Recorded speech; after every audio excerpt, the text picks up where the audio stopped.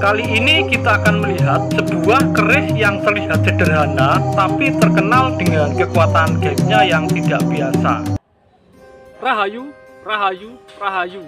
Ketemu lagi dengan saya Teddy Wahyono di channel tempat mengenal keris dan pusaka Nusantara lainnya dengan akal sehat dan hati terbuka. Nah, kali ini kita akan membahas seorang empu yang legend ya. Dan ceritanya dipenuhi dengan istilahnya agak mistis ya, dan mungkin luar biasa ya, dan di luar nalar ya. Ya, nanti kita akan membahas tentang seorang perempuan dan salah satu karyanya ya, cirinya seperti apa. Nah, sebelum saya bahas, buat teman-teman yang belum subscribe, silahkan subscribe dulu biar tidak ketinggalan informasi dari channel ini. Nah, ini saya membawa salah satu keris ya, ukurannya cukup kecil ya, dan kerisnya biasanya memang sejengkal ya umumnya ya. Nah, kita akan membahas tentang empu perempuan ya, yaitu Nyi Mbok Sombro ya. Jadi ini adalah seorang empu itu dari Pajajaran ya sebenarnya ya.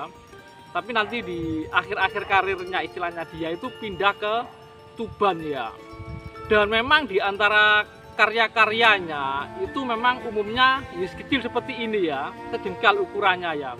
Dan banyak yang ditemukan kerisnya itu ada bekas pejetan tangan, kayak pejetan tangan gitu ya.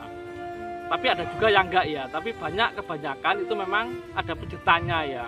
Mungkin karena banyak istilah keris atau artefak yang ditemukan itu banyak pejetannya atau ada bekas pejetannya. Jadi memang akhirnya ada sebuah cerita yang cukup luar biasa ya tentang empu tersebut ya, atau Nyi Mbok Sombro tersebut ya. Dan memang kalau kita lihat ya, nah ini tadi seperti ini ya. Nanti tak tunjukkan detailnya ya untuk kerisnya ini ya. Jadi cuma sekitar sejengkal aja ya ukurannya ya. Dan ini kebetulan yang ada pejetannya ya. Jadi ini contoh yang ada pejetannya ya. Biasanya memang gadenya kecil ya kayak gitu ya.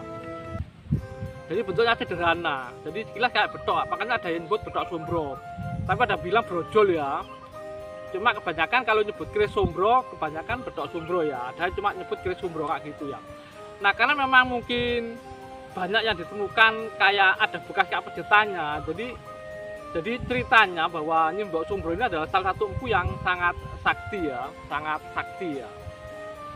Dan di antara yang cerita yang di luar nalar, konon untuk menyepuh kerisnya yang sudah jadi ya. Jadi proses menyepuh itu kalau yang umum, yang biasa itu, jadi kita sudah jadi itu dipanaskan sampai membara, nanti dicelupkan ke dalam air ya. Itu untuk membuat lebih keras ya, atau meningkatkan kekerasannya atau kadar bajanya ya, seperti itu ya. Nah, kalau Nyi Mbok Sombro konon untuk menyepuh kerisnya itu kalau di beberapa cerita itu nanti tercatat di literatur juga ya, terutama di ensiklopedia keris ya, itu konon menyepuhnya itu jadi besi yang atau keris yang sudah jadi itu yang dipanaskan sampai membara itu dijepit di antara kemaluannya ya. Nah, itu disebut sepuh wewadi ya. Jadi kata wewadi itu artinya mengacu ke kemaluan atau alat kelamin ya. Jadi seperti itu ya. Nah, kalau untuk tuahnya sendiri, teman-teman juga bisa lihat di ensiklopedia keris ya. Jadi di situ ditulis ya, memang keris-keris Sombro itu terkenal dengan kekuatan gaibnya ya. Salah satunya yang terkenal adalah bisa untuk membantu perempuan melahirkan ya. Lalu untuk mencegah penyakit ya, menyembuhkan penyakit kayak gitu ya. Lalu ada juga untuk menghindari hama tanaman, untuk dibawa untuk sarana keselamatan ataupun ketentraman. Jadi seperti itu ya. Jadi seperti yang tercantum di buku ensiklopedia keris tersebut ya.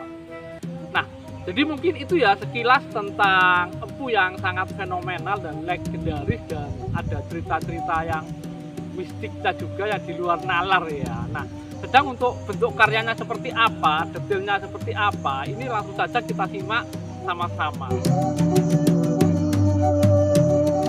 Nah, ini adalah detail bila kerisnya ya. Untuk ukurannya sendiri rata-rata memang sejengkal gini ya. Dan untuk kerisnya sendiri memang kebanyakan bentuknya sederhana seperti ini ya. Dan hampir semuanya itu bentuk lurus ya. Jadi memang sampai saat ini saya sendiri belum pernah menemukan yang keris Sombro yang bentuk nyaluk ya. Mungkin ada yang punya ya, mungkin itu bisa dikaji kayak gitu ya. Tapi setahu saya memang umumnya lurus ya. Dan ada pejetannya, ada yang enggak ya. Tapi kebanyakan ada pejetannya seperti ini ya. Nah, kalau ini kebetulan ada bekas kayak pejetannya ya, ini ya. Nah, jadi bisa diperhatikan ya. Nah, jadi seperti itu. Nah, mungkin itu saja dari saya. Semoga bermanfaat dan jangan lupa untuk like dan subscribe-nya.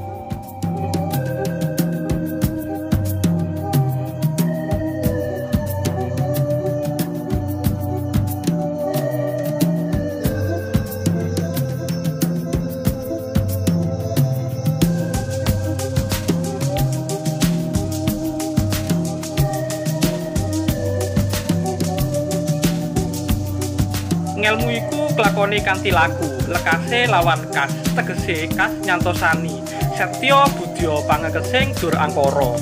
Ilmu itu terjadinya dengan proses, awalnya dengan niat yang keras, artinya keras membuat bersemangat, setiap usaha menghancurkan kejahatan.